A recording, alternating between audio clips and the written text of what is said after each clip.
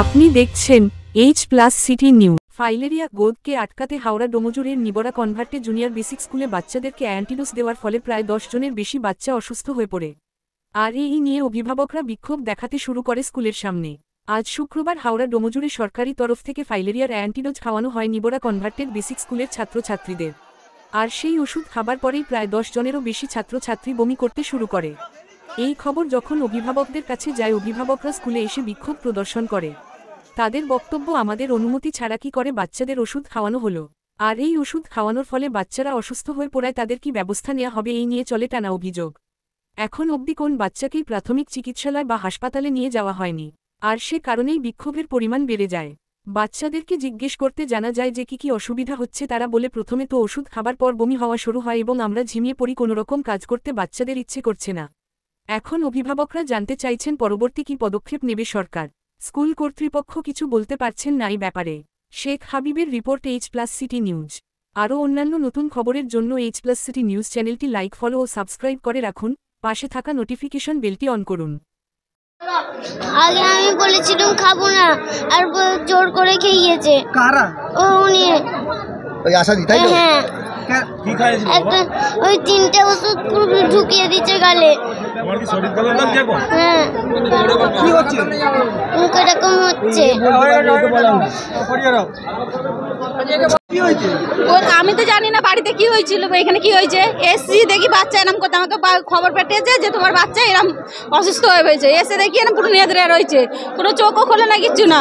আমরা চান পান করে দিচ্ছি, এখন ওইরামই হয়ে আছে। কি হবে আমি জানি না। তখন প্রায় 10 বছর ছিল। প্রথম আমি যখন বাড়িতে বেরোই তখন 2টো বাজে, একটু চা খাতে বেরিয়েছিলাম বাড়িতে। একটা টোটো করে 4টে বাচ্চাকে বাড়ি নিয়ে যাচ্ছিল। আমি বললাম, আমার স্কুল ছুটি হয়ে গেছে। বললো, না দাদা, স্কুলে একটা কি বড়ি খাইয়েছে, অনেক কটা বাচ্চা আহত আছে। যেহেতু আমার বাড়ির পাশে স্কুল, আমি দৌড়ে আসলাম। 2-4টে বন্ধুকে নিয়ে এসে দেখি সব চারিদিকে বাচ্চারা বসে আছে, গার্জেনরা তখন আসেনি। অনেকজনের মাথায় জল ফল ঢেলে আমি সোজা হেডমাস্টারের কাছে গেলাম যে স্যার, এরকম বাচ্চাদের বড়ি খাওয়ানো হয়েছে, 3টে করে বড়ি আমার কাছে ছিল, আমার কাছে এখনও আছে বড়ি। যে এই 3টে যে বড়ি খাইয়েছে, কিসের জন্য খাইয়েছে? স্যার বলছে, ওটা আমরা জানি না, স্কুলে আমাদের হেডমাস্টার। আর তাই বলুন, থেকে একটা ইয়ে দেওয়া হয়েছে যে ফাইলেরিয়ার ওষুধ খাওয়ানো হবে, কারণ কিছু কিছু বেল্টে এরকম ফাইলেরিয়া জীবাণু পাওয়া গেছে, ফাইলেরিয়ার পেশেন্টও পাওয়া গেছে। এটা মশাবাহিত একটি রোগ। এটাতে যদি মশা এখন যদি কামড়ায়, সেটা 10 বছর বাদে এটা গোদে সম্পূর্ণ হবে, এবং গোদ হয়ে গেলে এটা সারানো যাবে না।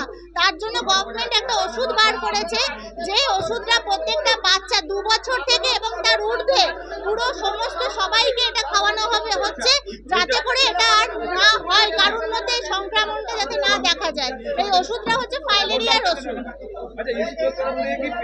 আমরা সবাই আগে থেকে, আমরা সমস্ত ব্লক থেকে আমরা সবাইকে বলে দেওয়া হয়েছিল যে এই দিনে এরকম করে একটা মিটিং করা হবে, এবং সব স্কুলে যারা আশা দিদিরা আছেন বা এনএম দিদিরা আছে, তারা সব মিটিং করা হয়েছিল। দেখুন, অসুস্থতা একটা হতে পারে যে বাচ্চার মধ্যে যদি প্রচুর পরিমাণে কৃমি যদি থেকে থাকে পেটে, ওষুধটা খাওয়ার ফলে ওটা কৃমিগুলো যখন মরতে শুরু করে, তখন ওদের বমি হবে, মাথা ঘুরবে, এই সংক্রমণগুলো হবে। আর এটাই হচ্ছে একটাই কারণ, এছাড়া আর কোনো কারণ নেই। এটার পরে বাচ্চাটা একটু ঝিমঝিমে ভাব, ঝিমুনি ভাব থাকবে, তারপরে ওটা আস্তে আস্তে ঠিক হয়ে যাবে। এটা হচ্ছে যার পেটের ভেতর প্রচুর পরিমাণে কৃমি আছে, তাদের ক্ষেত্রে এটা দেখা যায় বেশি। হ্যাঁ, হেডমাস্টারকে তো জানানো ছিল। আমার ডেজিগনেশন হচ্ছে সিনিয়র পিএইচএম বিদিশা দাস।